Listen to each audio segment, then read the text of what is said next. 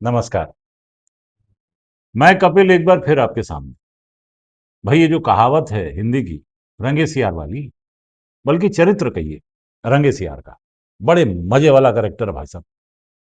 कहानी यूं है कि दुर्घटनावश एक सियार नील के पानी के गड्ढे में गिर गया और नीला हो गया। बदन नीला हो गया उसका। तो नीला हो गया तो उसने सोचा कि चलो इस नीले रंग का फायदा उठाते हैं। और उसने जंगल में जाकर घोषणा कर दी कि उसे तो भगवान ने नीला बनाया है। और इस तरह वो जंगल का राजा बन गया। खूब मजे किए साहब। मासूम जानवर उससे डरते थे, उसके लिए खाने का इंतजाम करते थे। तो खुद को ईश्वर का भेजा हुआ दूत बताकर उसने पूरे जंगल को अपने कब्जे में कर लिया। वो खूब घूमता था, जहां मर्जी हो जाता था, किसी को भी सताता था और लगातार बेतुकी बातें करता रहता था। लेकिन क्योंकि मासूम जानवरों को यकीन था कि वो ईश्वर का भेजा हुआ दूत है, कुछ लोग तो उसे ईश्वर ही मानने लगे थे।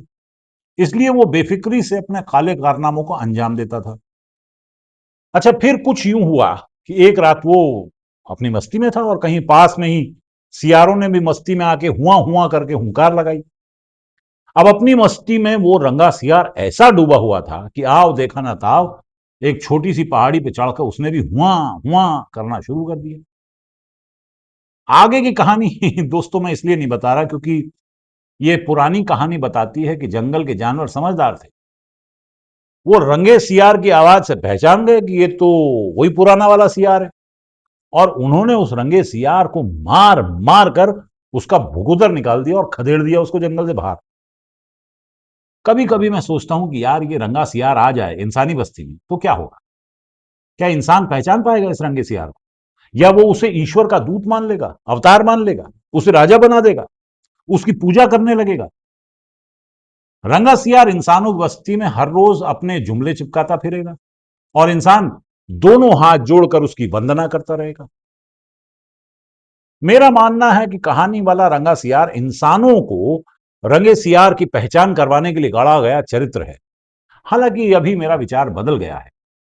मुझे लगता है कि रंगा सियार वास्तव में रहा होगा, वरना इतनी समानता तो चरित्र में, समाज में नहीं हो सकती थी भाई साहब।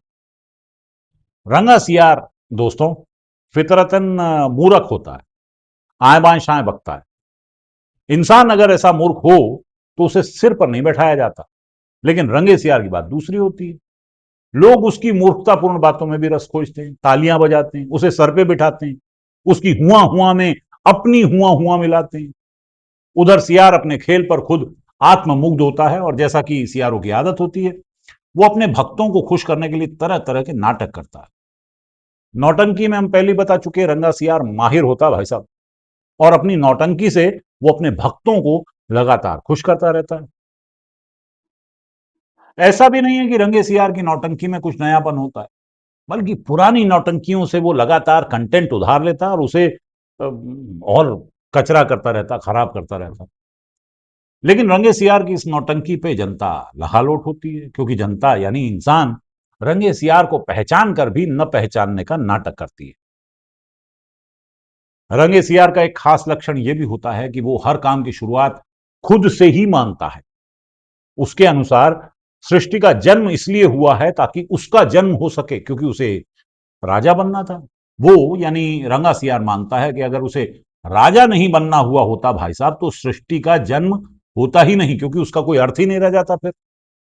इसलिए उसे यह गलत फहमी भी हो जाती है कि सब कुछ कारण न कारण उसी के लिए, उसके निमित्त हो रहा है, होता है, होगा। अब भाई हर किसी का सपना होता है कि वो राजा बन जाए। राजा बनने के बाद पहला काम रंगा सियार ये करता है कि ये सुनिश्चित करता है कि उसकी गद्दी को किसी से कोई खतरा ना हो। इसलिए वो पुराने सभी घाघों को किसी ऐसी जगह स्थानांतरित करवाता है, ट्रांसफर करवाता है, जहां से वो कभी वापस ना आ सकें। उसके लिए वो कोई एक शर्त भी तय करता है, जैसे वो कहता है कि एक निश्चित उम्र के बाद सबको समझदार संघ में चले जाना चाहिए। हालांकि खुद वो कभी समझदार संघ में नहीं जाता।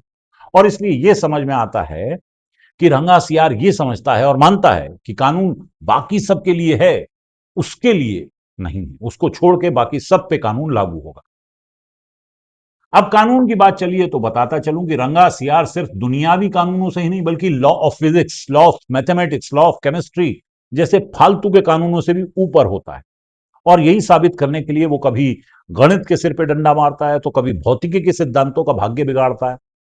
लेकिन असली मजा इस बात में आता है कि जब वो विज्ञान की ऐसी तैसी कर रहा होता है ना, तो उसके सामने बैठे वो वैज्ञानिक, जिनका मान लीजिए प्रोफेशन ही, आजीविका ही विज्ञान और गणित है, तालियां बजा रहे होते हैं भाई साहब।